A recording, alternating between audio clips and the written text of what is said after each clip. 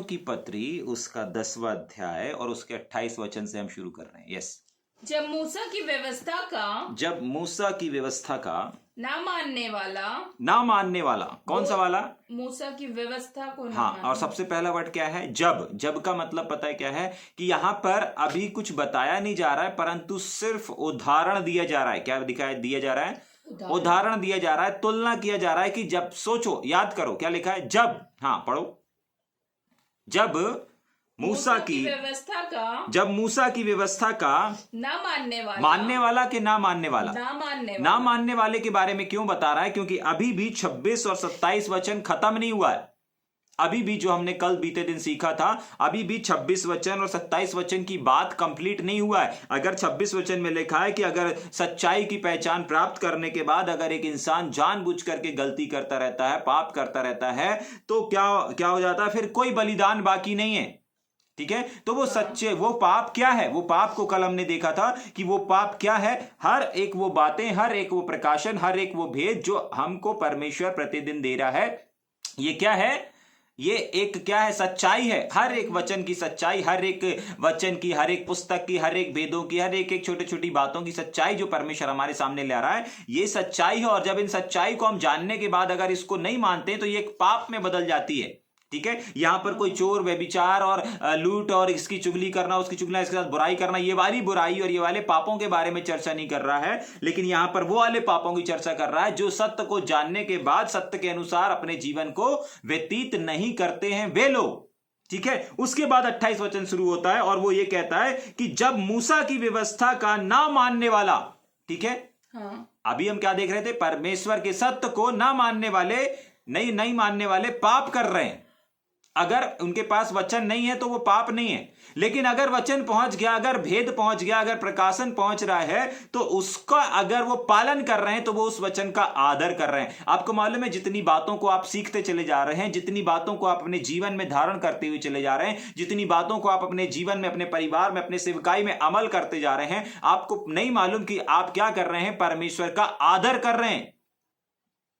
जाग रहे हैं? बीते दिन में हम लोग इस बात को सीख रहे थे कि परमेश्वर का आदर हम कैसे कर सकते हैं। परमेश्वर की बात को मान करके, परमेश्वर की बात को मानना ही परमेश्वर का आदर करना है। जाग रहे? अगर आप परमेश्वर की बात को नहीं मान रहे, इसका मतलब है कि आप परमेश्वर का आदर नहीं कर रहे हैं। समझ पा रहे हैं इस बात को? यस, मान रहे हैं। नहीं मान रहे हैं। अगर आज आप परमेश्वर की बातों को नहीं मान रहे हैं तो इसका मतलब है कि आप परमेश्वर का आदर नहीं कर रहे हैं। ठीक है, तो यहां पर क्या लिखा है? जब मूसा की व्यवस्था, यानी कि मूसा की बात, मूसा की व्यवस्था का मतलब क्या है? मूसा के वचन, मूसा की बात। तो मूसा की बात को ना मानने वाले 2 या 3 जनों की गवाही। आपको मालूम है ये 2 या 3 जन कौन है? पुराने समय में 2 या 3 लोग बोल देते थे, हाँ इसने ये बात नहीं माना, हाँ इसने ये बात नहीं माना है। ठीक है, तो उसको बिना किसी दया के उसको क्या कर दिया जाता? खत्म कर दिया जाता था। जाग रहे? आज आपको मालूम है यहां पर कोई गवाही देने वाला तो नहीं है, लेकिन पता है गवाही देने वाला कौन है? जाग रहे? यहां पर क्या लिखा हुआ है? अगर मूसा की व्यवस्था के अनुसार देखेंगे तो 2 या 3 लोग अगर गवाह दे देते थे तो क्या कर दिया जाता? उसके जीवन का फैसला कर दिया जाता था, उसको नाश कर दिया जाता था, उसको मिटा दिया जाता था। क्यों? कारण क्या था? कि वो मूसा की बात को नहीं मानता था। मूसा की बात को ना मानने का मतलब है परमेश्वर की बात को, परमेश्वर के वचन को ना मानना। ऐसे ही सेम आज भी अगर हम परमेश्वर की बात को सुनने के बाद, समझने के बाद अगर नहीं मानते हैं, यहां पर क्या लिखा हुआ है? ना मानने वाला, अंडरलाइन कर लेंगे, ना मानने वाला एक पाप, एक गुनाह के बराबर काम कर रहा है और वो एक पापी ठहर रहा है और पापी का नाश कर दिया जा रहा है। यही 26-27 वचन में लिखा हुआ है। बात को ना मानना, वचन को ना मानना, परमेश्वर की बातों को, परमेश्वर की शिक्षाओं को, परमेश्वर के भेदों को, परमेश्वर के उन रहस्यों को, परमेश्वर के उन प्रकाशनों को अगर आप सुनने के बाद, समझने के बाद अगर नहीं फॉलो कर रहे हैं, नहीं अमल कर रहे हैं, तो यहां पर ऐसा लिखा हुआ है, सोच लो, याद करो, जब मूसा के टाइम पे परमेश्वर मूसा की बात को ना मानने की वजह से क्या कर रहे थे? लोगों को नाश कर रहे थे। तो आगे पढ़ेंगे क्या? ना मान ले 2 या 3 गवाहों पर, हाँ, बिना दया के मार डाला जाता है। उसके आगे तो सोच लो, तो आप सोच लो, मूसा बढ़कर है, फिर आगे कि वह कितने और भी भारी दंड के योग्य ठहरेगा। हाँ, आगे आगे आगे, जिसने परमेश्वर के पुत्रों को पांव से रौंदा। बस सुनेंगे थोड़ी देर।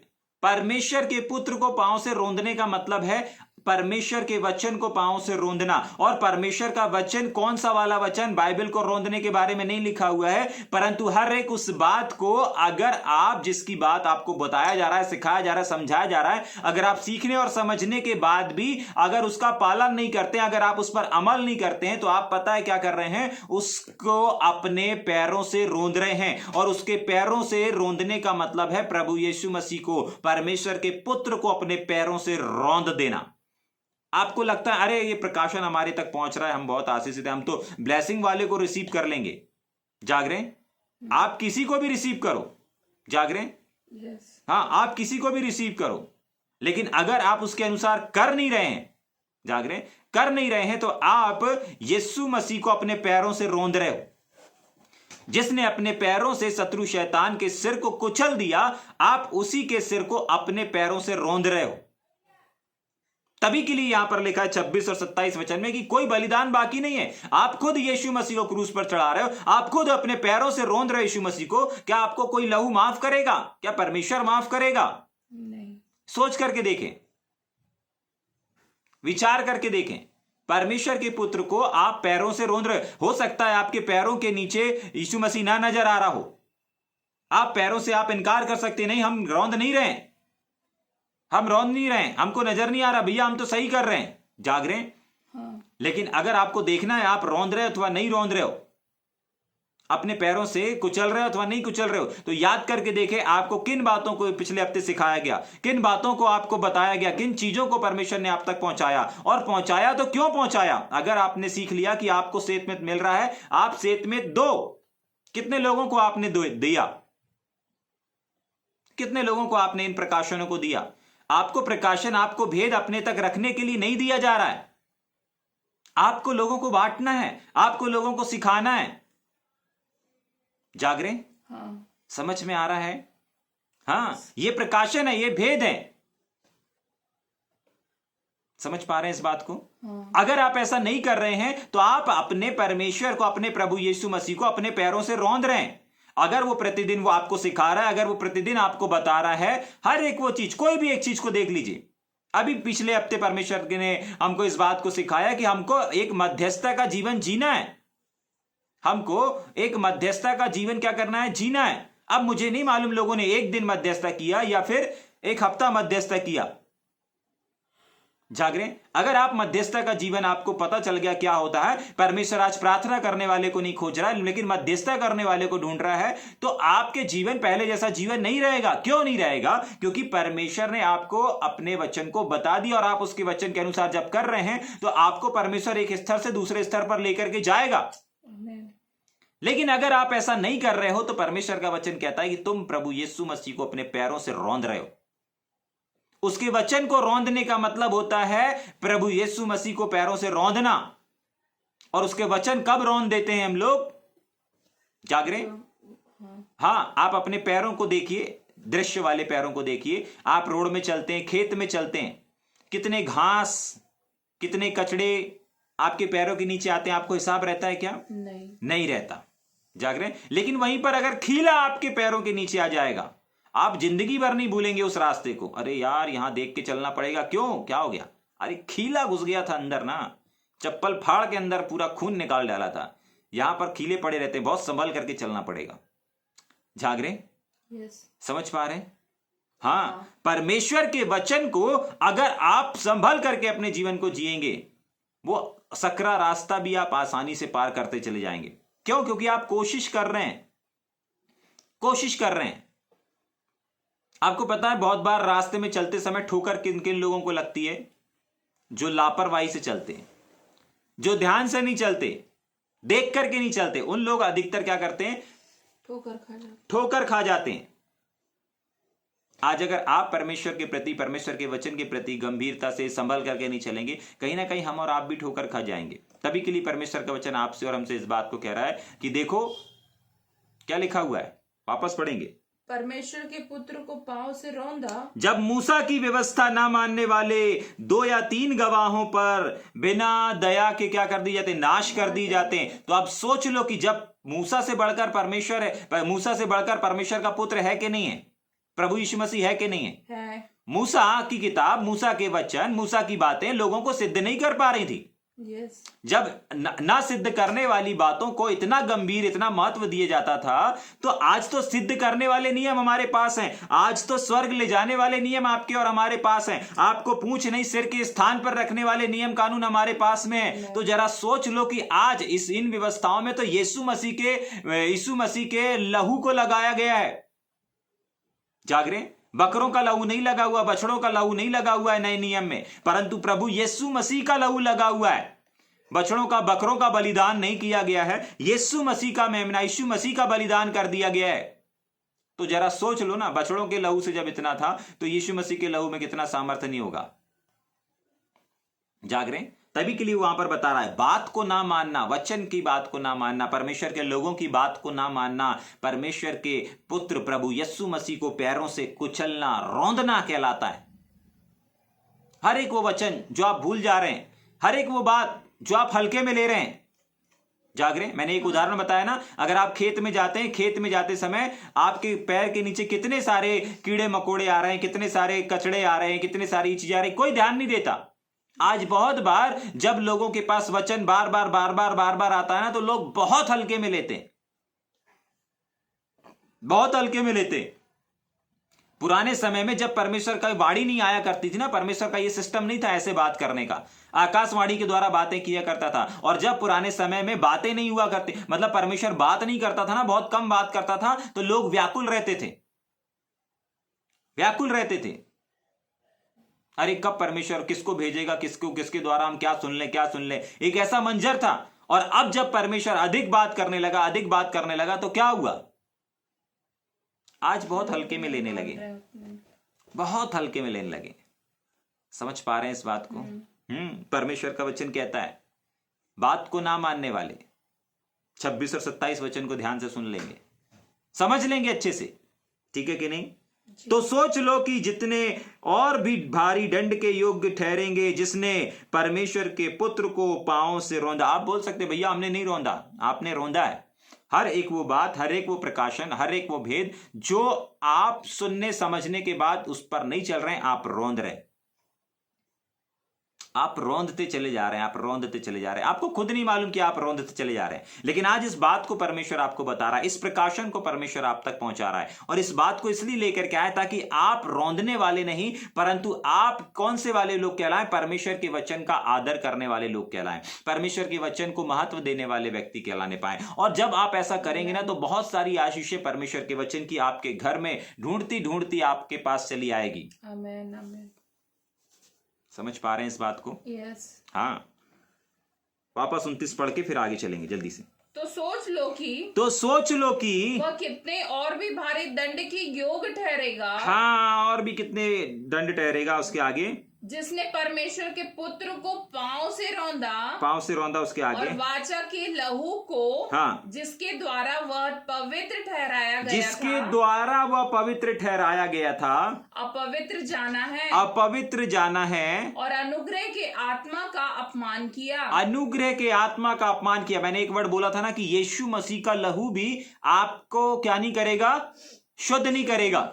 इसके पहले मैंने बोला था ना कि अगर आप जानबूझकर चीजों को कर रहे हैं, जानबूझ करके अगर आप बात को मान लिए, समझ लिए, लेकिन फिर भी नजरअंदाज कर रहे हैं, तो यीशु मसीह का लहू भी आपके जीवन में कार्य नहीं करेगा। और नहीं कार्य करने का मतलब यही है कि आपने उसके वचन को तो महत्व नहीं दिया, वचन को तो रौंद दिया, मतलब यीशु मसीह को तो पैरों से रौंद दिया, लेकिन साथ ही साथ क्या लिखा हुआ है?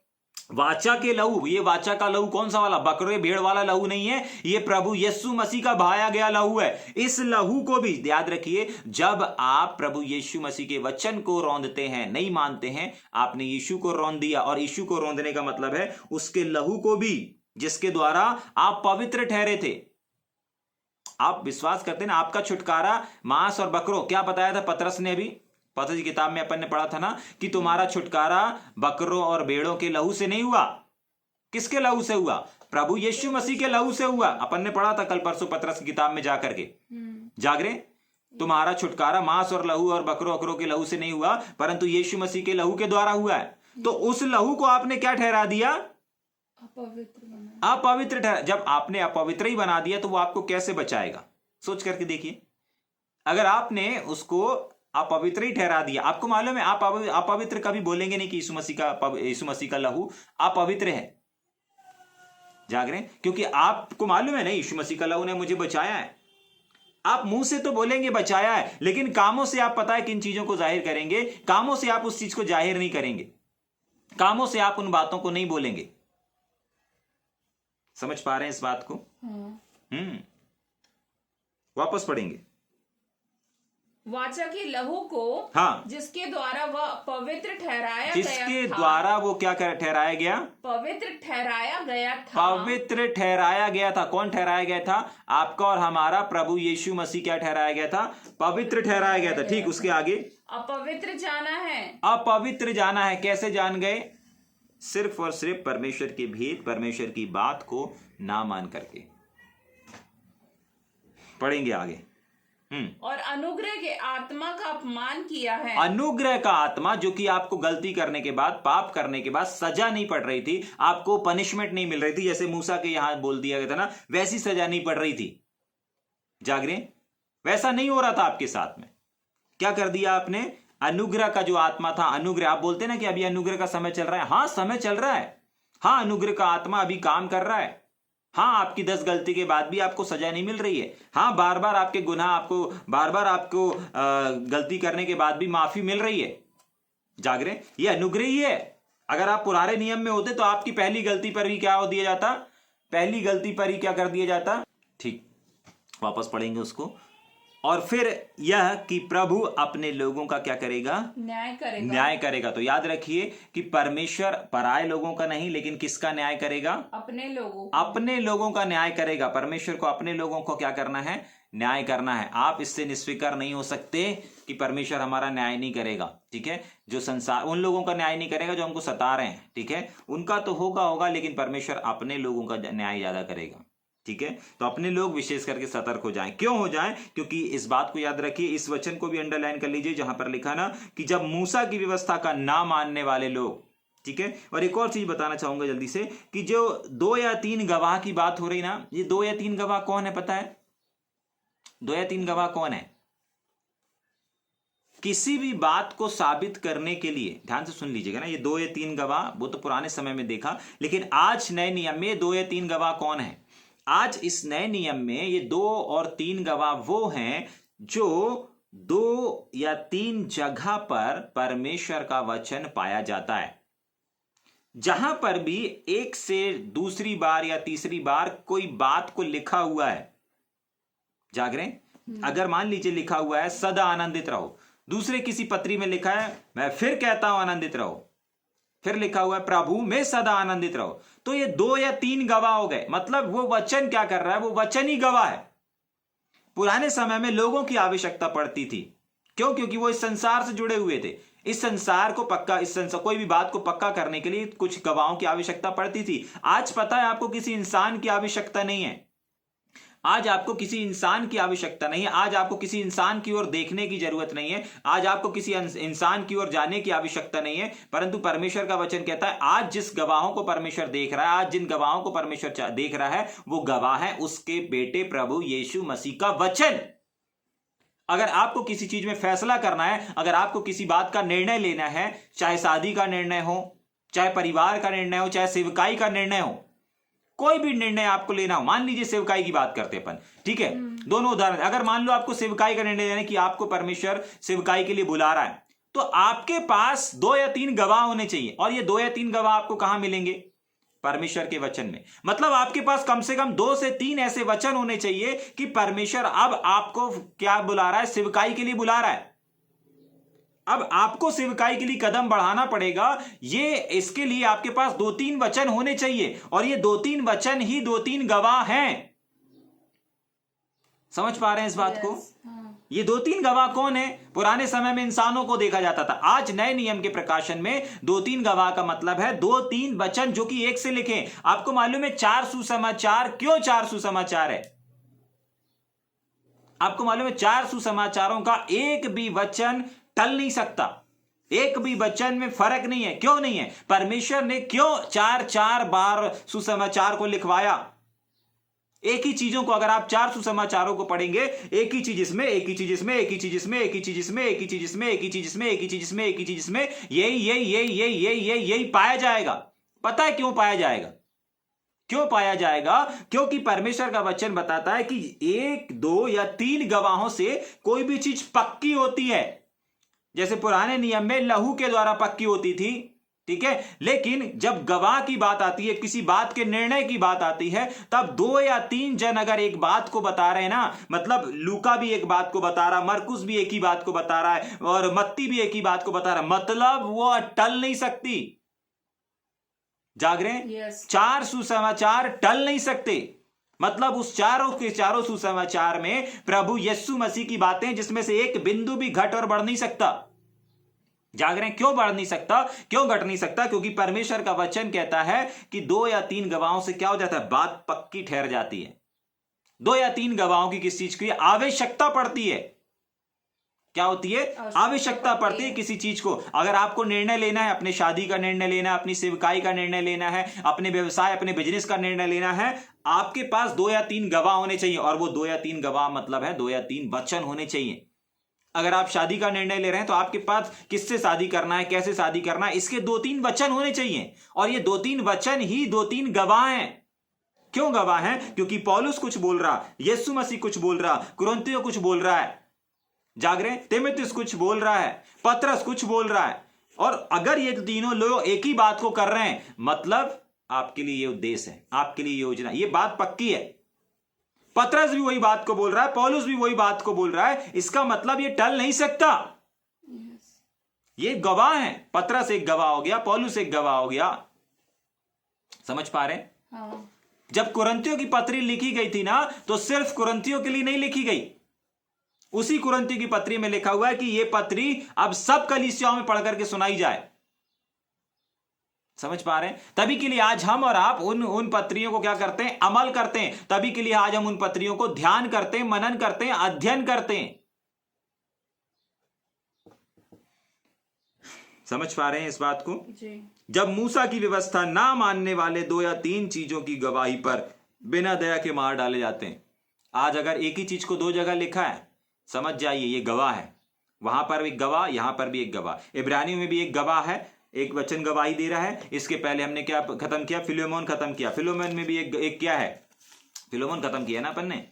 क्या खत्म किया? हाँ, तीतुस खत्म किया, फिलोमोन खत्म किया। यहां पर भी हमने क्या देखा? एक उसी बात को देखा।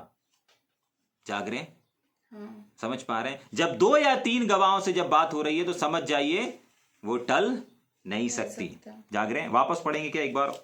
32 वचन नहीं, 31 हो गया ना? नहीं। हाँ, 31 पढ़ देंगे, उसके बाद 32 वचन। जीवते परमेश्वर के हाथ में पढ़ना भयानक बात है। जीवते परमेश्वर के हाथों में पढ़ना भयानक बात हाँ, है। प्रेमी बात होनी चाहिए ना, भलाई की बातें होनी चाहिए। भयानक पता है क्यों लिखा है? हाँ, क्योंकि परमेश्वर दयालु है, प्रेमी है, सब कुछ है, नम्र है, दीन है, सहन करने वाला है, क्षमा करने वाला है, दयालु है, प्रेमी है, अनुग्रहकारी है। लेकिन भयानक इसलिए है क्योंकि वो एक भस्म करने वाली आग भी है। यस। जाग रहे हैं? हाँ। हाँ, वो विलंब से क्रोध करने वाला परमेश्वर भी है। बहुत बार आप लोगों को भी देखते होंगे ना, लीडर्स को भी देखते होंगे ना, आपको एक बार बता रहे हैं प्यार से, 2 बार बता रहे हैं, 1 महीने बता रहे हैं, 2 महीने बता रहे हैं, 3 महीने बता रहे हैं, धीरे धीरे धीरे धीरे साल भर निकल गया। यस। बताते बताते बताते बताते क्या करेंगे? परमेश्वर का स्वभाव उनके अंदर है, फिर अचानक आएगा क्रोध। ऐसे ही परमेश्वर को भी आता है। क्यों? क्योंकि ये एक्टिविटी एक्चुअली परमेश्वर की है। और परमेश्वर का वचन 1 कुरिन्थी किताब उसके 10वें अध्याय में लिखा हुआ है कि परमेश्वर का स्वभाव, परमेश्वर का मन हमारे अंदर डाला गया है। अगर आज आप किसी को बताते बताते, सुधारते सुधारते सुधारते अगर आपको क्रोध आ रहा है, अगर आपको गुस्सा आ रही है, तो समझ जाइए परमेश्वर को भी गुस्सा आ रही है, क्योंकि वो भी विलंब से क्रोध करने वाला है। हाँ, अगर आप झट क्रोध कर रहे हैं, पहली बार किसी ने गलती किया, पहली बार किसी ने किया और फटाक से आप पहली बार में ही अगर उससे गुस्सा हो जा रहे हैं, नाराज हो जा रहे हैं, तो फिर आपके अंदर परमेश्वर का मन नहीं है। एग्जाम्पल के लिए आपको बताया गया इतने बजे स्टडी शुरू होना है, इतने बजे स्टडी, अगर आपको नहीं बताया गया और अगर पहली बार बताया गया और पहली बार में एक सामने वाला गुस्सा हो गया, नहीं, आपके अंदर परमेश्वर का स्वभाव नहीं है। लेकिन आपको बता दिया गया, 1 बार बता दिया गया, 2 बार बता दिया गया, 3 बार बता दिया गया, जाग रहे हैं, लेकिन उसके बाद भी नहीं, तो फिर अगर कोई एक्शन ले रहा है किसी चीज को, वो परमेश्वर का स्वभाव है। तभी के लिए यहां पर लिखा है, भयानक बात है भाई। ठीक है, तो भयानक होने से पहले क्या हो जाए? अलर्ट हो जाए, सुधर जाए, जाग रहे हैं? ठीक, 32 वचन को पढ़ेंगे। परंतु उन पिछले दिनों को हाँ। स्मरण करो। पिछले दिनों को, पुरानी बातों को, पुराने जीवन को याद करो। कौन से वाले जीवन को? खुद के जीवन को नहीं। पढ़ेंगे जरा आगे। जिनमें तुम ज्योति पाकर दुखों के बड़े संघर्ष में जिसने स्थिर तुम रहे। क्या करके? ज्योति पाकर, ज्योति पा करके, क्या करके? ज्योति पाकर, क्या करके? ज्योति पाकर, ज्योति पा करके। ठीक, आगे। दुखों के बड़े संघर्ष में स्थिर हाँ, रहे। हाँ, याद करो। अगर आज आप लड़खड़ा रहे हैं, अगर आज आप डगमगा रहे हैं, तो थोड़ा सा याद करो कि आपको तो परमेश्वर ने नंबर 1 क्या दिया है? ज्योति दिया है। क्या कर दिया है? ज्योति दी है। अगर आज आपको परमेश्वर की बात कठिन लग रही है, अगर आज आपको परमेश्वर का मार्ग कठिन लग रहा है, अगर आज आपको परमेश्वर का रास्ता कठिन लग रहा है, तो आप सोचो कि आप हो कौन। अगर आज आप कहीं डगमगा रहे हैं या आप बोल रहे हैं मेरे से ये काम नहीं हो सकता, मैं इस काम को नहीं कर सकता, मैं इस सेवा को नहीं कर सकता, मेरे बस का ये काम नहीं है, तो सबसे पहली चीज अपने आप को देखो कि आप हो कौन। और आप हो कौन नहीं, वापस पढ़ना उसको, वापस पढ़ना 32:30। परंतु उन पिछले दिनों को स्मरण करो। हाँ, उसके आगे। जिनमें तुम ज्योति पाकर, बस पाकर मतलब पाया है। तुमने क्या किया? ज्योति को देखा नहीं है, ज्योति को छुआ नहीं है, ज्योति के दर्शन नहीं किए हैं, परंतु ज्योति को प्राप्त किया है। आप पता है ज्योति को प्राप्त करने का मतलब क्या होता है? आप किसी भी अंधकार में जाओगे, वहां पर ज्योति आएगी। क्यों? क्योंकि ज्योति आप प्राप्त कर लियो। जैसे एक मोबाइल का टॉर्च चालू करके आप कहीं भी किसी भी अंधकार में किसी भी जगह में जा सकते हैं ना। क्यों जा सकते हैं? अगर टॉर्च बंद कर दिए तो आप मोबाइल लेके जा सकते हैं क्या? नहीं जा सकते। आप गिरेंगे, आपके पैर में लग जाएगा, आप हो सकता है खुद भी गिर जाएं। ऐसा क्यों होगा? क्योंकि आपके पास ज्योति नहीं है। लेकिन जब आप ज्योति को पा लिया, वहां पर क्या लिखा है? पा लिया। तो इस बात को याद करो कि ज्योति को आपने पाया हुआ है। अब आपके लिए कोई चीज अंधकार में है क्या? नहीं। कोई चीज आपके बस की नहीं है क्या? ऐसा बोल सकते हैं क्या? नहीं, मैं ये काम नहीं कर सकता, मैं वो काम नहीं कर सकता, मैं ये नहीं कर सकता, मैं वो नहीं कर सकता, मैं वो यहां पर गिर जाता हूं, यहां कमजोर। ऐसा कुछ नहीं है। परमेश्वर का वचन कहता है याद करो तुम हो कौन। जाग रहे हैं? बहुत बार हम हिम्मत हार जाते हैं, बहुत बार हम विषम परिस्थिति से हार जाते हैं, अरे ये हमसे नहीं होगा। और तभी के बाद फिर हम पता है क्या करते हैं? जो यहां पर लिखा ना 26-27 वचन से जो हम चल रहे हैं, परमेश्वर के समीप नहीं जा पाते। क्यों नहीं जा पाते? क्योंकि कहीं ना कहीं हम गलती कर देते हैं, कहीं ना कहीं हम इनकार कर देते हैं, कहीं ना कहीं पीछे हट जाते हैं। जो वचन कहता है हम वो नहीं करते, जो वचन नहीं कहता हम वो करते हैं। समझ पा रहे हैं? और ऐसा क्यों कर पाते हैं? क्योंकि हम भूल जाते हैं कि आप हैं कौन। कोई संकट आया भूल जाएंगे, अरे आप हैं कौन। समस्या आई आप भूल जाएंगे आप हैं कौन। आज की सुबह परमेश्वर आपको इस बात को बोल रहा है, हर एक संकट में याद कर रखें कि आप हैं कौन। हर एक अंधकार के कामों के सामने आप अपने आप को याद करें कि आप हैं कौन, आपने क्या पाया है। बीमारी का अंधकार आया है, परेशानियों का अंधकार आया है, आर्थिक स्थिति का अंधकार आया है, लड़ाई झगड़े का अंधकार आया है, डिस्टर्बेंस गड़बड़ियों का अंधकार आया है। कौन सा अंधकार आया है? किस अंधकार का सामना कर रहे हैं?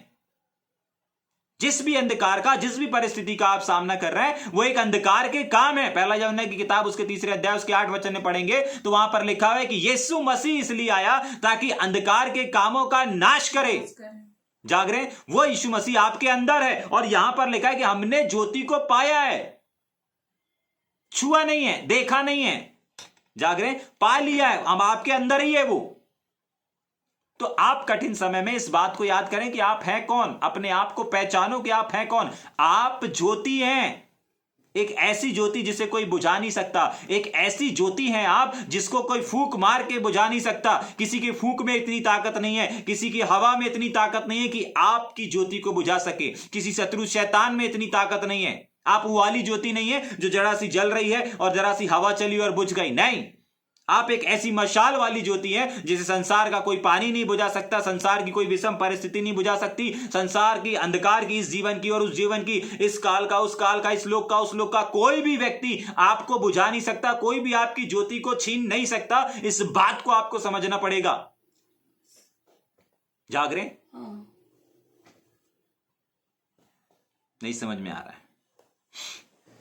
पहली चीज क्या याद करो, क्या लिखा है? वापस पढ़ेंगे 32 वचन 32। परंतु उन पिछले दिनों को स्मरण पिछले दिनों को याद तो करो। तुम्हारा पिछला जीवन अंधकार में था, तुम्हारा पिछला स्वभाव अंधकार में था, पिछला चाल चलन अंधकार में था।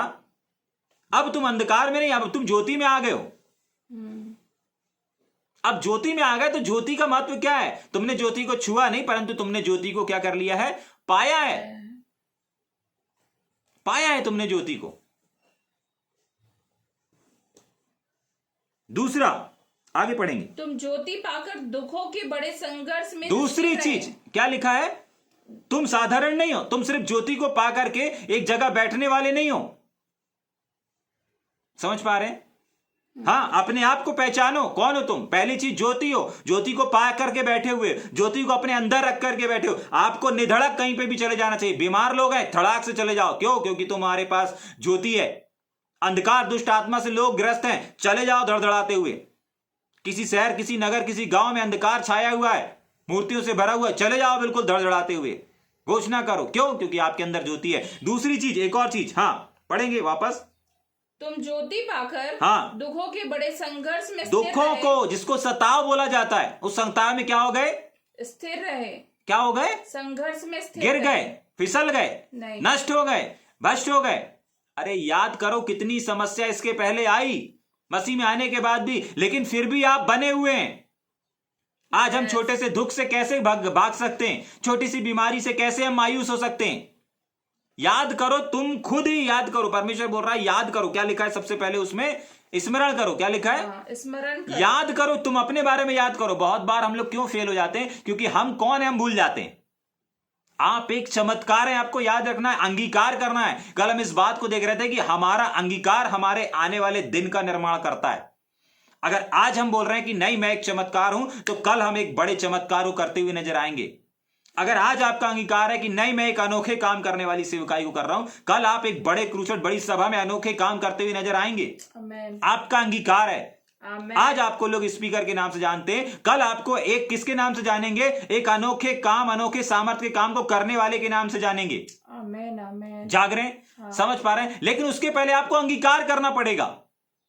अगर आपकी शादी आप चाहते हैं कि अच्छे व्यक्ति से हो, एक विश्वासी से हो, तो पहले अंगीकार करो कि मेरी मैरिज परमेश्वर एक अच्छे प्रभु के सेवक से, अच्छे विश्वासी से हो रही है, कर रहा है परमेश्वर मेरे लिए। मेरा परमेश्वर एक अच्छे जीवन, विश्वासी जीवन साथी को लेकर के आएगा। जाग रहे हैं? अगर आप अपने खेत में, अगर आप अपने बिजनेस में बढ़ोतरी को, पहले अंगीकार करो।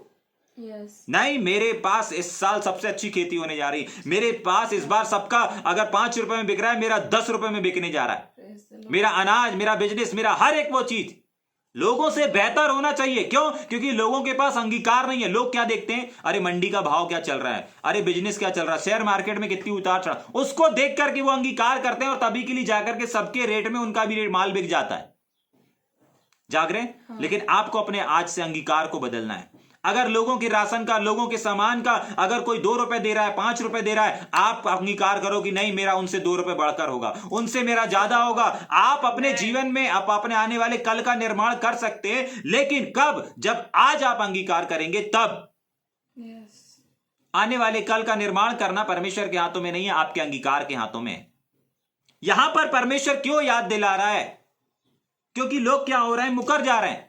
लोग नहीं कर पा रहे हैं, परमेश्वर के समीप नहीं जा पा रहे हैं, जानबूझ करके गलती कर रहे हैं। परमेश्वर कह रहा है याद तो करो तुम कौन हो। तुमने ज्योति को पाया है। आज जिस संकट से तुम रुक गए हो, आज तुम्हें जो अंधकार नजर में आ रहा है, तुम अपने अंदर तो देखो, तुम तो खुद ज्योति हो। आज जिस अंधकार को देख करके तुम डर गए, आज जिस परेशानी को देख करके तुम डर गए हो, अरे तुम एक ज्योति हो, याद तो करो। दूसरा चीज, आज तुम जिस संकट से रुक गए, जिस परेशानी से रुक गए, जिस बीमारी से रुक गए हो, जिस क्लेश से रुक गए हो, तुम याद तो करो इसके पहले इससे बड़े बड़े क्लेश थे और तुम क्लेश में क्या हो गए? गिर गए। क्या क्या लिखा हुआ वहां पर? क्लेश में क्या हुआ, दुख में क्या हुआ, सताव में क्या हुआ? पढ़ेंगे उसको। तुम ज्योति पाकर दुखों के बड़े संघर्ष में स्थिर रहे। दुखों में क्या रहे? स्थिर रहे। दुखों में क्या रहे? स्थिर रहे। स्थिर रहे। तुम फिसले नहीं, तुम फिसले नहीं, तुम फिसले नहीं, तुम गिरे नहीं, तुम बने रहे, प्रभु में बने रहे, प्रभु में दृढ़ बने रहे। जाग रहे? हाँ, बहुत सताव आया, बहुत क्लेश आया, तुमको गिरा नहीं पाया। फिर आज छोटा सा समस्या, आज छोटी सी परेशानी, आज छोटी सी रुकावट, आज थोड़े से पैसे कम है, आज थोड़ा सा सेवा कम है, आज क्यों डगमगा रहे हैं? जब आपको परमेश्वर ने, आप अनपढ़ होकर के, आपको परमेश्वर आज लोगों को सिखाने वाला बना दिया है, तो आज आप क्यों उदास हो रहे हैं, क्यों मायूस हो रहे हैं? आज आपके पास इन्विटेशन नहीं है, आज आपके पास लोग नहीं है, आज आप क्यों इन चीजों से त्रस्त हो रहे हैं, त्रस्त हो रहे हैं? नहीं, याद करो आप कौन है। आप एक चमत्कार हैं। आप एक अनोखे काम करने वाले व्यक्ति हैं। आपके हाथों में, आपके बोलने में, आपके वस्त्रों में एक सामर्थ है जो बह रही है। आमेन। जाग रहे हैं? ये दुख जो आया ये आपको गिरा नहीं सकता। इससे बड़े बड़े दुख आए, इससे बड़ी बड़ी परेशानियां, इससे बड़े बड़े समस्याएं, इससे बड़े बड़े संकट आए, लेकिन आप उस संकट से स्थिर रहे। ऐसा लिखा है, स्थिर रहे। जाग रहे? Yes. फिर आज छोटे से बीमारी, फिर आज छोटे से पैसे कम हो गए, क्यों घबरा रहे? आज छोटा सा सताव आया, आज उतार चढ़ाव आ रहा, क्यों डगमगा रहे हैं? जाग रहे? पौलुस कहता है मैं घटना भी जानता हूं, मैं बढ़ना भी जानता हूं, मैं बड़ी बड़ी सभा लेना भी जानता हूं, मैं छोटे छोटे चर्चों में जाना भी जानता हूं, मैं बड़े बड़े सिटी में जाना भी जानता हूं, बड़ी बड़ी सिटी में सेवा करना भी जानता हूं, और छोटे छोटे गांवों में छोटे छोटे लोगों के बीच में भी मैं क्या करना जानता हूं? सेवकाई देना जानता हूं। जिस अंदाज से उसने बड़ी बड़ी कलीसियाओं को सिखाया, इसके पहले जिस पत्री को हमने अध्ययन किया था वो एक ही अध्याय की पत्री थी, मतलब एक छोटी सी कलीसिया थी जिसको घर कलीसिया बोला जाता है। फिलोमोन की कलीसिया, एक ही अध्याय था, 24 वचन या 25 वचन थे उसमें। जाग रहे हैं? वहां पर भी वही एनर्जी के साथ, वही उत्साह के साथ, वही जोश के साथ, वही बोझ के साथ पौलुस सिखा रहा है। ये किस चीज को दर्शा रहा है? मैं बड़ी कलीसिया, बड़ी सभा में भी उसी सामर्थ के साथ काम करूंगा, और छोटी जगह में, छोटी कलीसिया में भी अगर मुझे जाने का अवसर मिलेगा, वही सभा में वैसे ही मैं जाऊंगा। आमेन। जाग रहे हैं? मैं आप सबको उत्साहित करना चाहता हूं। इससे कोई फर्क नहीं पड़ता कि लोग आपको छोटे जगह पर बुला रहे हैं या बड़ी जगह पर बुला रहे हैं, बड़ी बड़ी सिटियों में बुला रहे हैं या छोटे छोटे गांव में बुला रहे हैं, इससे कोई फर्क नहीं पड़ता। आपके पास जो अभिषेक है वो सिटी का या गांव का मोहताज नहीं है। Yes. जाग रहे हैं? वो गांव में भी अभिषेक कोड़े लेगा, सिटी में भी अभिषेक कोड़े लेगा, वो वहां पर भी अनॉइंटिंग से काम करेगा, और वो गांव में भी, शहर में भी उसी अनॉइंटिंग के साथ काम करेगा। क्यों? क्योंकि काम करने वाले आप नहीं हैं, परंतु काम करने वाला परमेश्वर की अनॉइंटिंग है, परमेश्वर का अभिषेक है। लेकिन बहुत बार हम लोग छोटी छोटी चीजों को, छोटी छोटी समस्याओं में उस चीज को भूल जाते हैं कि आप है कौन। और 32 वचन हमको यहां स्मरण दिला रहा है कि तुम ज्योति पाए हुए लोग हो, ज्योति तुम्हारे अंदर है, तुम क्यों अंधकार से डर रहे हो? तुम परीक्षाओं से क्यों डर रहे हो? तुम संकट क्लेश से क्यों डर रहे हो? अरे तुम तो संकट से स्थिर रहने वाले लोग हो। और एक आध दो वचन देखेंगे, क्या पढ़ेंगे? प्रेरितों के काम 8 अध्याय, उसका पहला वचन, 9 का पहला, दोनों का, 8 का पहला, 9 का पहला, जल्दी जल्दी पढ़ेंगे फिर आगे चलें। 8 का 1। हाँ। उसी दिन यरूशलेम की कलीसिया पर बड़ा उपद्रव हुआ था। हाँ। हुआ, और प्रेरित को छोड़ सब के सब यहूदिया और सामरिया देश में तितर बितर हो गए। हाँ। प्रेरित 9 का 1। जल्दी पढ़ेंगे, एक पेज पर। शाऊल जो हाँ। अब तक प्रभु के चेलों को धमकाने और घात करने की धुन में था, हाँ। महायाजक के पास गया। हाँ, बस क्या हुआ? यहां पर उन सेवकों से ही परमेश्वर बात कर रहा है कि देखो, याद करो भाई, तुमको जब सताया जा रहा था तुम उससे निकल करके अभी जिंदा हो ना, अभी सेवा कर रहे हो ना। यस। जब पौलुस जैसे लोग तुमको पथराव किया कर रहे थे, मार रहे थे, और यहां पर क्या लिखा, 8 के 1 में भी लिखा, इन जगहों पर सताव ही तो हो रहा है। जब उन सताव से निकल करके तुमको आज मैं बता रहा हूं, सिखा रहा हूं, तो इस बात को याद करो कि तुम तो इससे बड़े बड़े संकट क्लेश से निकल करके आ गए हो। आज आपको डरने और घबराने की आवश्यकता नहीं है। यस। आज की सुबह परमेश्वर आपसे चाहता है, याद करो, याद करो। और जब आप याद करेंगे ना, अपने आप को देखेंगे ना कि अरे आप तो एक चमत्कार हैं, आप तो संकट से निकले हुए व्यक्ति हैं, आप तो, आपके अंदर तो ज्योति है, तो आप अंधकार से नहीं डरेंगे, अंधकार के कामों से नहीं डरेंगे, किसी रोग, बीमारी, कष्ट, मुसीबत, इनसे नहीं डरेंगे, कोई सताव से नहीं डरेंगे, कोई बड़ी से बड़ी कठिनाई, परेशानी, मुसीबत आएगी, इन सब चीजों से नहीं डरेंगे। क्यों नहीं डरेंगे? क्योंकि उसका कारण है, क्योंकि आप अपने आप को पहचान जाएंगे। बहुत बार शत्रु शैतान आपको विषम परिस्थिति ला करके, आप एक ज्योति हैं, बुला देना चाहता है। अंधकार थोड़ा सा ला करके, आपका काम नहीं बन रहा, आपका काम बिगड़ रहा है, तो आप समझें अरे यार अब पावर खत्म हो गई, अब ये खत्म हो गया, अब वो खत्म हो गया। नहीं, ऐसा कुछ नहीं है। यीशु मसीह कह रहा है, याद तो करो, तुम ज्योति हो। परमेश्वर का वचन कह रहा है, तुमने ज्योति को पाया है, तुमने संकट, मुसीबत, परेशानी से बाहर आए हुए लोग हो। जाग रहे हैं? Yes. ठीक, एक और पढ़ेंगे, एक और पढ़ेंगे 32-33 वचन को, 33 वचन को पढ़ेंगे, 9 का 32 और 33 वचन को जल्दी से पढ़ेंगे। परंतु उन पिछले दिनों को स्मरण करो, याद करो, हाँ, जिनमें तुम ज्योति पाकर दुखों के बड़े संघर्ष में स्थिर रहे। जी, आगे। कभी कभी तो यो कि हाँ। तुम निंदा और क्लेश सहते हुए हाँ। तमाशा बने। क्या बन गए? तमाशा बने। क्या बन गए? तमाशा। आज आपको कोई जरा सा कुछ बोल दे रहा है, आज आपको बुरा लग रहा है, याद करो, इससे पहले तो तमाशा बन गए थे। इससे पहले तो आपकी कितनी बेइज्जती होती थी, उस बेइज्जती में तो तुमने साहस नहीं छोड़ा, उस निंदा में तो तुम अपमान, उस अपमान में, उस निंदा में, उस बेइज्जती में, उस तिरस्कार में तो तुम फिसले नहीं। तुमको मैंने पकड़ करके रखा, तुमको मैंने संभाल करके रखा। याद तो करो तुम कहां से निकल करके आए हो। जाग रहे? आज अगर लोग आपसे मिलते नहीं, आज अगर लोग आपसे बातचीत नहीं करते, आज अगर लोग आपसे पूछते नहीं, आज अगर लोग आपको दर्जा नहीं देते, महत्व नहीं देते, आज आपको क्या लगता है? जाग रहे? आज आप डगमगा जाते हैं। परमेश्वर का वचन कह रहा है याद तो करो, तुम तमाशा बन गए थे लोगों के लिए। कितनी बेइज्जती हुई थी तुम्हारी, कितनी इंसल्ट हुई थी तुम्हारे घर को लेकर के, परिवार को लेकर कितनी निंदा हुई थी। लेकिन क्या मैंने उस निंदा में तुम्हें छोड़ दिया? क्या मैंने उस निंदा में तुम्हें पड़े रहने दिया? नहीं, मैंने तुम्हें उस निंदा से निकाला, उस अपमान से निकाला, उस तमाशे से निकाला, उस हर एक विषम परिस्थिति से निकाला। जब लोग तुम्हारा मजाक बना रहे थे, जब लोग तुम्हारा तिरस्कार कर रहे थे, जब लोग तुम्हारी निंदा कर रहे थे, जब लोग तुम्हारे नाम को उछाल रहे थे, जब तो लोग तुम्हारे नाम को बोल रहे थे ये ऐसा करता, ये वैसा करता, इसके घर में ऐसा, इसके परिवार में ऐसा, इसकी सेवकाई में ऐसा, उस समय मैंने तुम्हें गिरने नहीं दिया, अब गिरने दूंगा क्या? नहीं, याद तो करो तुम तमाशा बन गए थे, लेकिन फिर भी आज भी बने हुए हो। ये परमेश्वर का अनुग्रह, ये परमेश्वर की दया, ये परमेश्वर का प्रेम है जो थाम करके रखा है आपको। आज अगर एक प्रार्थना परमेश्वर नहीं सुन रहा है या एक प्रार्थना पूरी होने में विलंब हो रहा है, आज आप डगमगा रहे हैं, आप छोड़ दे रहे हैं अपना साहस। आज की सुबह मैं आपको उत्साहित करना चाहता हूं कि याद करें आज से पहले के जीवन को। आपने ज्योति को पाया है, आपने एक संकट क्लेश से निकले हुए व्यक्ति हैं, यहां तक कि आपका तमाशा बना दिया गया, आपको नमूना बना दिया गया। उस नमूने वाले जीवन से भी परमेश्वर ने आपको बाहर निकाला है। जाग रहे? Yes. आज सेवा में आने के बाद आपका तमाशा तो नहीं बन रहा है, आप नमूना नहीं है। जाग रहे? हाँ, समझ में आ रहा है? यस, आ रहा है। वापस पढ़ेंगे 33 वचन को, फिर आगे चलेंगे। कभी कभी तो यो कि तुम निंदा और क्लेश सहते हुए तमाशा बने, हाँ। और कभी यो कि तुम उनके साजी हुए जिनकी दुर्दशा की जाती थी। हाँ, क्या हो गई थी तुम्हारी? दुर्दशा की जाती थी। दुर्दशा, जिसको बदतर से बदतर जीवन बोला जाता है, ये दुर्दशा बना करके रखा। अपन बोलते हैं ना बहुत बार बच्चों को, धूल मट्टी में खेला रहता, ये रहता, पूरा बेड़ाना होमवर्क कर, कुछ भी नहीं किया हुआ व्यक्ति। आपका बच्चा सुबह से स्कूल से आया, उसके बाद ना होमवर्क कर रहा, ना खाना खाया, ना नहाया, कुछ, अरे क्या खेल रहा, धूल मट्टी में खेल रहा, पूरा भिड़ाना खुड़ाना, अरे क्या दुर्दशा बना करके रखा है। जाग रहे? मतलब कुछ नहीं किया हुआ व्यक्ति। याद करें, जब आप कुछ नहीं कर, आज कुछ ना कुछ तो कर रहे हैं अपना। याद करें, एक समय था कि आपकी दुर्दशा कैसी थी। याद करें, आज तो आप कुछ ना कुछ कर रहे हैं।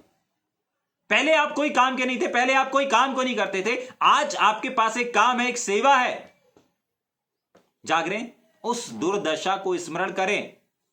याद करने के लिए परमेश्वर बोल रहा है, और ये याद इसलिए नहीं करा रहा है कि आपके सिर को नीचा करे, परंतु इसलिए याद दिला रहा है ताकि आप अपने सिर को पहले के समान ऊंचा कर करके आगे बढ़ने पाएं। अपने कदम को, अपनी सेवकाई को आप एक अपने दृढ़ निश्चय के साथ, एक विश्वास के साथ, बड़े विश्वास के साथ आगे बढ़ने पाएं।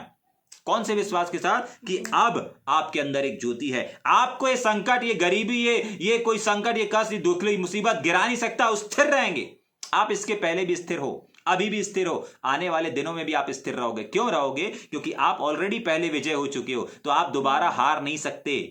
जाग रहे? Yes. समझ में आ रहा है? कोई भी विषम परिस्थिति, कोई भी तमाशा बनना, कोई भी बेइज्जती आपको हरा नहीं सकती। क्यों? क्योंकि आप ऑलरेडी विजय हैं। जाग रहे? आप ऐसे व्यक्ति की आराधना नहीं कर रहे हैं जो हारा हुआ व्यक्ति, आप एक ऐसे व्यक्ति की स्तुति और आराधना करते हैं जो कि एक विजयी व्यक्ति है। समझ में आ रहा है? yes. या ऊपर से जा रहा है? ठीक, आखिरी बात को देखकर खत्म करेंगे।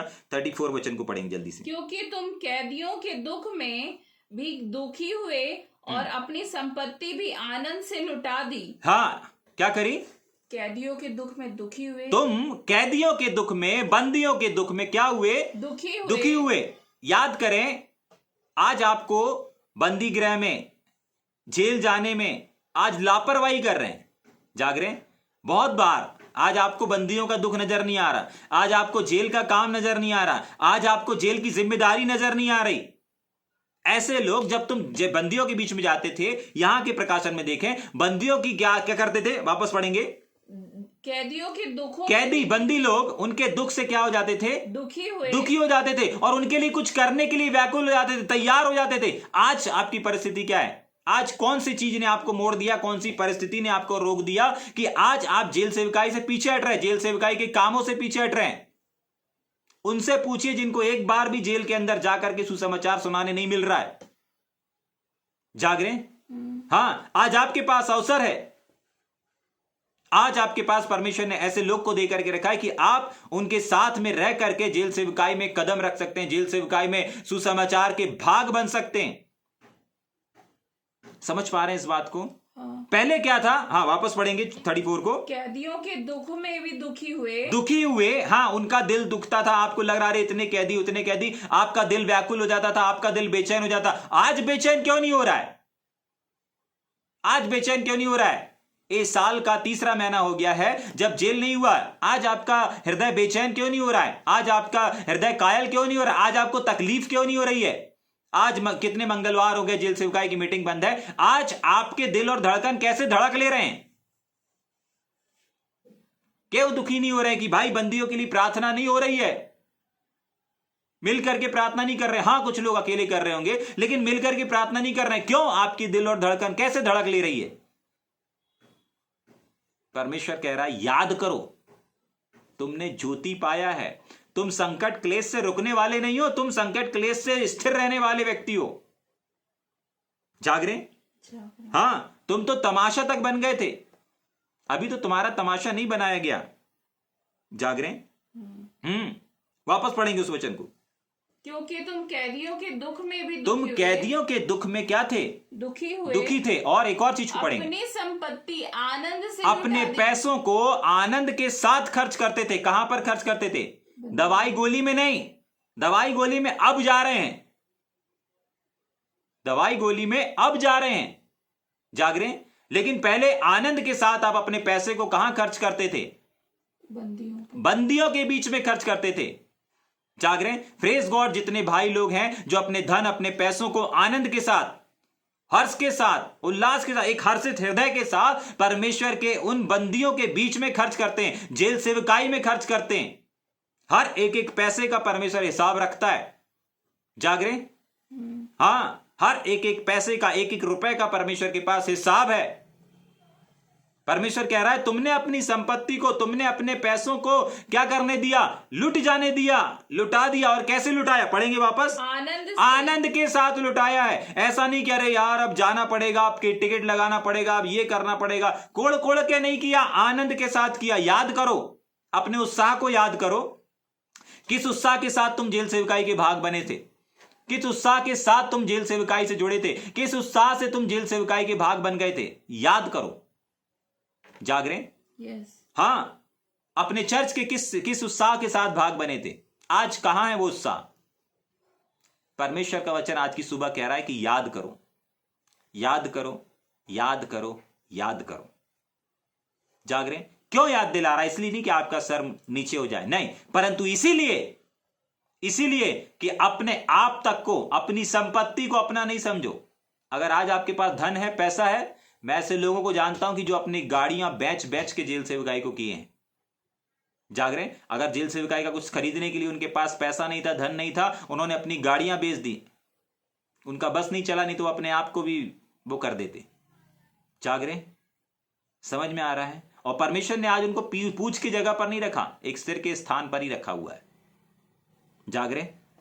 समझ में आ रहा है? हां, आज की सुबह परमेश्वर आपसे और हमसे इस बात को चाहता है, याद करो, क्या आप अपनी संपत्ति को बंदियों के बीच में खर्च करने तैयार हैं? जेल सेवकाई में खर्च करने तैयार हैं? ऐसे लोगों की सुधि लेने के लिए खर्च करने तैयार हैं? आप करते थे, याद करो, अब नहीं करते। जाग रहे? हां, अब नहीं करते।